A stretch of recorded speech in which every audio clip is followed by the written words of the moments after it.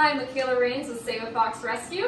And Alexis Howard, the live-in assistant for Saveafox Rescue. So we are going to do a little informational tidbit on the difference between a ferret and a mink because we are constantly being asked these questions. So ferrets and mink are both in the mustelid family. The mustelid family is a very large family group containing almost 60 different species.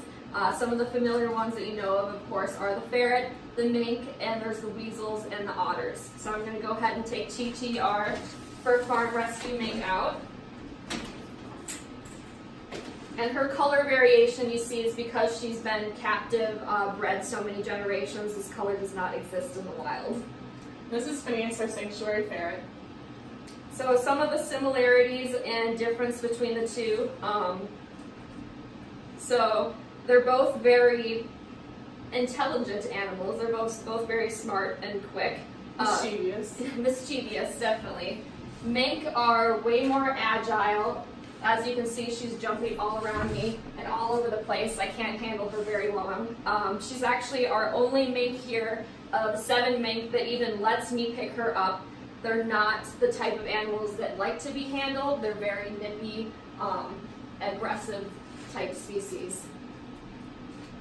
Ferrets are more manageable intelligence. That's why they're such common animals in the pet trade. As long as they get social stimulation from either their keepers or a playmate, Very bitey. they make pretty decent pets. Whereas Chi-Chi It is wild. She's a wild child right there. So yeah, they're not very good pets for small children. The mink and ferrets are much better. So questions? Okay, are mink or ferrets more intelligent? I would say that the mink are a little bit more intelligent just because they are more, they're quicker thinkers and they're faster. They can get into more. I mean, Chi-Chi here, she could climb vertically up things, so she could get on counters, on top of refrigerators, on top of cupboards, on top of dressers, like no issue. She also knows how to rip the vents off the walls. Their jaws are way more stronger. They can take down animals 3 times their size. With ferrets, you'll notice they have a little less stamina, so he's squiggling and like trying to get away from me for a few minutes, and then he just kind of gives up. They also are excited by trying to get out of rooms and trying to get into cabinets and such, but they're not as agile as Chi-Chi is, so you'll never find him in our microwave, or he might go behind our dishwasher. That's pretty much the most naughty he's been. More questions? Okay, How long do they live? Oh, that's a good one. Ferrets live 8 to 10 years. And mink can live up to 10 years in captivity. In the wild, they would only live 2 to 3. what do they eat? Both ferrets and mink are carnivorous animals, but we feed our ferrets a kibble-based diet, or a protein-based kibble diet. Yeah, so the whole family of muscelids is actually all carnivores. We do feed our mink a lot of raw because they are more wild, and the ferret is actually the only truly domesticated muscelid in the muscelid family group. Do they get along with cats? I can let the ferrets and the cats play pretty easily. They will nip at each other a little bit, but they never experienced a playtime where I felt like one of them was in danger or was going to be killed, whereas Chi-Chi's a little more intense. Yeah, the mink are way more aggressive, like I've said, so we do have to supervise if they are out with the cats because they can take down animals 3 times their size. We have slowly introduced mink and our cats together so that they are, don't bite me in the face please, so they are okay with each other, but definitely we would not let these animals intermingle with any of our other species not supervised. How about the foxes? I would never put the ferrets and the foxes in the same room. The foxes would see the ferrets as an easy prey item. And foxes and mink in the wild. What? She's looking at him. Oh. So in the wild, a fox would not naturally go after a mink because of how aggressive mink are. So I don't have to worry about a fox attacking or grabbing one of our mink because our mink are so bold that they will stick up for themselves. So I can have a fox and mink one-on-one intermingle with each other, but once again, only supervised. How are they with each other? Like, do they need companionship? Or?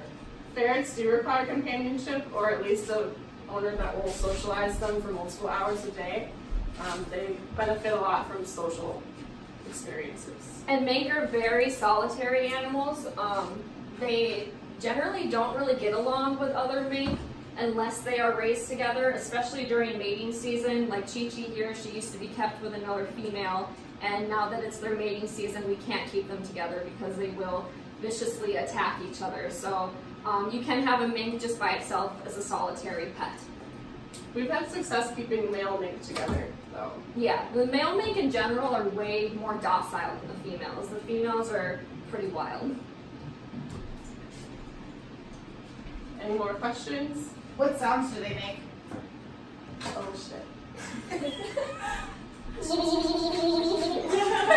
It's very interesting because they both make the same sounds. So I think that was like one of the first things that stood out to me when I started working with both ferrets and mink. Really good job with that sound effect. I liked that. And earlier Ezekiel asked if they dance.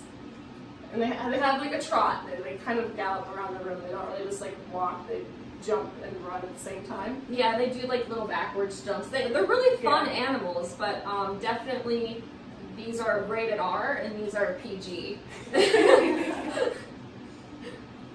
More questions? Do they both swim? No, the ferrets do not swim, and they're a lot more temperature sensitive than the mink are.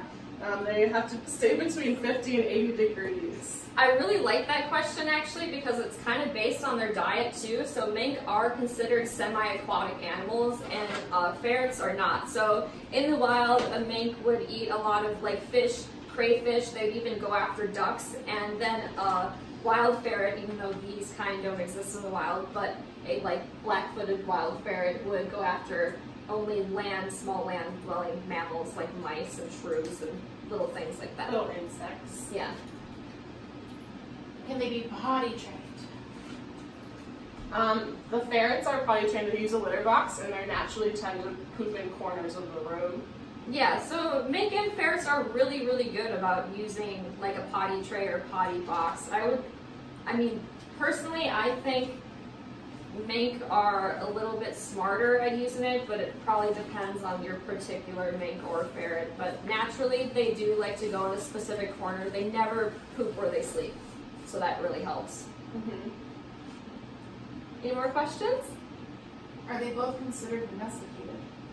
Nope, only the ferrets are domesticated. Yeah, so the ferrets are the only animal in that whole mustelid family group that is truly considered a domesticated animal. Even though Chi-Chi has been in a fur farm raised domestic situation for over 50 generations, you can see that it has not helped her be more docile at all, so way more wild. So you can only get a ferret in a pet store, but not a mink. Correct. Correct, So the yeah. mink we have came from fur farms. And we do adopt out our mink to qualified homes, so you can go to saveafox.org and fill out a application, or email saveafox@yahoo.com for a care sheet on how you would take care of a mink. So all of our mink are rescues, and so are our ferrets. All right, is that all? Everything? Okay, great job, great Thank class, you. thank you guys.